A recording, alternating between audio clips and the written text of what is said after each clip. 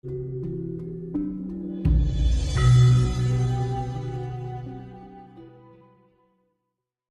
saling mengisi, saling menguatkan, membuka satu sama lain. Ya, itu fungsinya kedamaian, karena kan di zaman besok itu ya namanya kan zaman asmara toro. Asmara itu kan kasih, toro itu kan sifatnya meluas, jadi semuanya itu makanya di dalam perjalanan ini jangan sampai kehilangan diiling-iling satu aja, aku kudu duwe sifat welas asih. Ketika saya berbicara jelek, loh kok aku kehilangan sifat asih, iya kan? Begitu kita berbuat yang merugikan orang lain, kok aku kehilangan sifat asihku. Nah, kasih welas asih, kasih sayang itu diingat-ingat terus, nanti lama-lama terbiasa dengan sifat kasih itu, tanpa diingat-ingat sudah menjadi keterbiasaan, iya kan? Nah gitu loh, makanya saya bilang welas asih itu kata sederhana tapi nggak mudah hakikatnya. Secara kita kehidupan sehari-hari itu nggak mudah. Saya misalkan divisi uang gelem ora matur suwun kan angel. Ya dilek-elek uang, wah piye ya kan. Makanya kan hati-hatilah, jangan sampai kita menyinggung, wah ini ya konek dilek-elek kan gitu. Nah ini yang akan terjadi di kedepannya, nanti akan rame. Nanti akan timbul peperangan mencari barang cilik dari becik ke titik olah ketara, sing barang cilik dari barang sepele dari gawe. Nah kriwian dari grojokan, bahaya ini. Soalnya ini yaitu tadi pengaruh putaran energi semesta sangat mempengaruhi emosional. Akhirnya apa? Orang tidak terkendali, tidak bisa berpikir secara akal sehat atau rasional, kehilangan akal sehat. Akhirnya ngomong sakarepe dhewe, tumindak sakarepe dhewe, berprasangka enekmu ngelek terus. Kan gitu. Ya sing rugi sapa kan gitu, Dirinya sendiri. nah gitu. Makanya untuk kita menghadapi hal seperti itu, tamengnya apa? Ya asih lagi. Ya wis lah, mau diarani ngene kok. Yang penting Gusti Allah sing ngarang-arani kan ngono to. Diarani menungso gampang seperti itu. Iya, Mas. Nah, itu masalah apa namanya?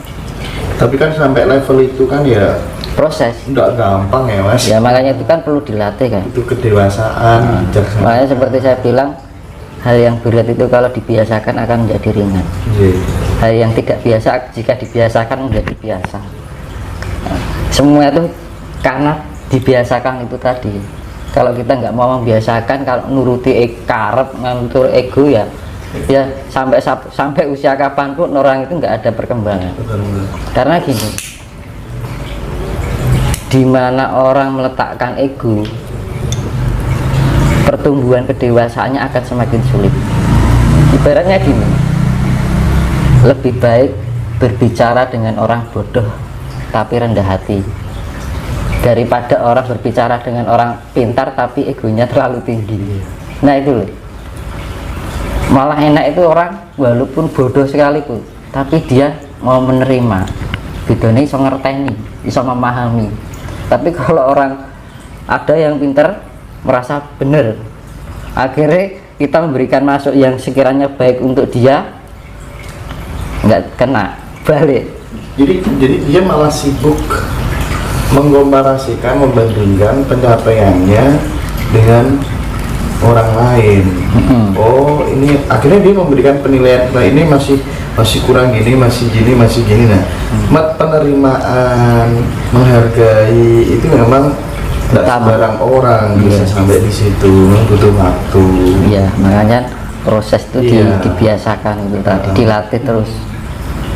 KPG tujuannya apa toh kalau enggak untuk kan kedamaian itu tidak dari orang lain tapi dari dalam diri kita sendiri. Sing lakoni ya awake dhewe, sing ngitung ya awake dhewe kan gitu. Iya Mas, penting sekali itu supaya ini ya namanya fungsinya spiritual kan untuk itu Mas. Jadi kita lebih ya seperti saya bilang kemarin yang di video sebelumnya itu kita lebih mawas diri. lebih ngulat sariro, lebih tepo sariro. Nah dhewe ngomong ning wong liya kira-kira omongane dhewe nglarani atine wong ora iki dipikir. Karena apa? Kita bisa bermain dengan drama kita, tapi kita tidak bisa bermain dengan karma kita. Karmane sing gawe sapa? Ora wong liya, awake dhewe. Lah karmane metune saka ngendi? Terutama ning lambe. Pikiran, rasa elek. Nah, ini loh yang perlu dihindari. Nah, kamu kok untuk perpindahan fase peradaban zaman baru itu yang dicari adalah orang yang mulutnya bersih, pikirannya baik, hatinya suci. Hatinya suci itu dalam arti selalu berprasangka baik. Itu yang namanya level smart kecerdasan. Jadi smart, positif smart, kita berpikiran positif kan gitu. Positif heart itu inner beauty, iya kan. Positif soul, jiwa itu untuk pengendalian, ya kan. Positif raga itu adalah power, kekuatan. Mas, ini saya langsung to the point aja ya. Gimana caranya langkah konkretnya, realnya yang bisa diterapkan di rumah masing-masing supaya orang yang dekat dengan kita itu terasa damai, omongan yang keluar dari mulut kita menyejukkan, ada sesuatu yang berbeda ketika dekat dengan diri kita menjadi pencerah secara tidak langsung, ya kan. Ada aura positif yang tertular ke sesama. Nah, ini kan saya pengen tahu langkah konkretnya, realnya supaya tidak mentak pada tataran wacana, dialog-dialog, diskusi-diskusi yang kita bangun itu. Nah, praktik nyatanya yang bisa dikerjakan di rumah itu loh apa ini, Mas? Jadi kan gini, ada dua kan, topo wening karo topo ngrame, iya kan. Kalau topo wening itu kita di saat di dalam keheningan, kita sering-sering introspeksi diri, perenungan, ya kan. Kita merenungi kira-kira kekurangan kita apa, kita benahi, evaluasi diri, ya kan. Kemudian di saat keheningan alam itu kita ngrumangsa, aku kini jaga ki ana sing nguripi, ana banyu, ana angin, ana geni, ana lemah, tanah. Apa yang saya sudah berikan untuk kelestarian yang setiap hari memberi aku kan gitu. Berarti istilahnya itu memayu hayuning bangun. Terus tafakur, kalau malam ya ini tepo wening ya. Terus berusaha meditasi wening, melatih.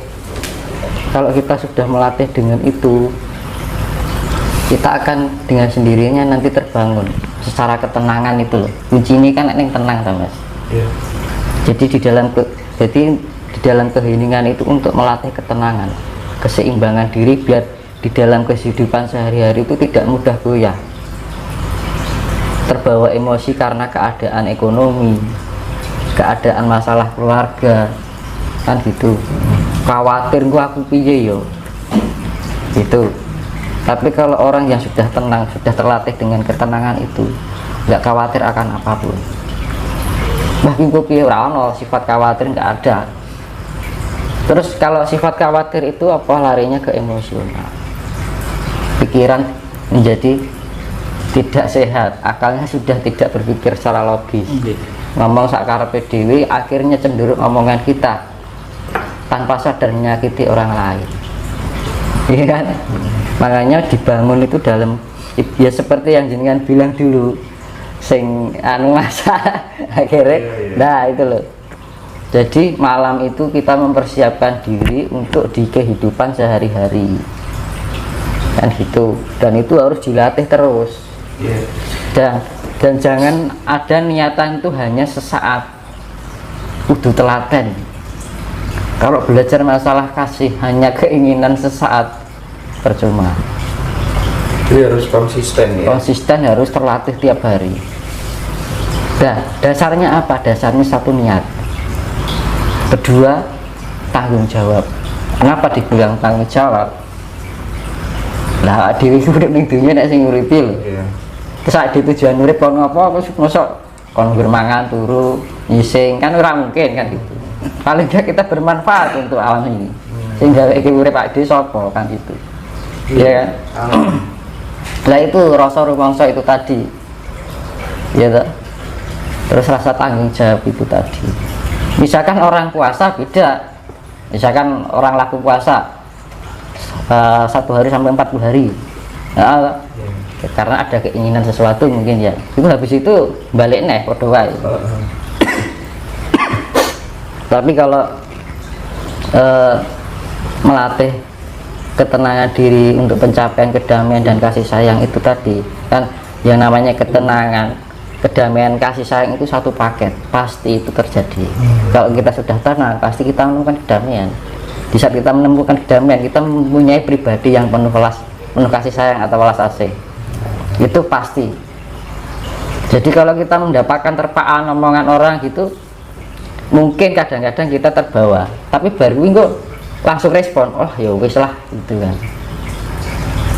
omong-omongannya uang kan gitu. Ibaratnya seperti itu.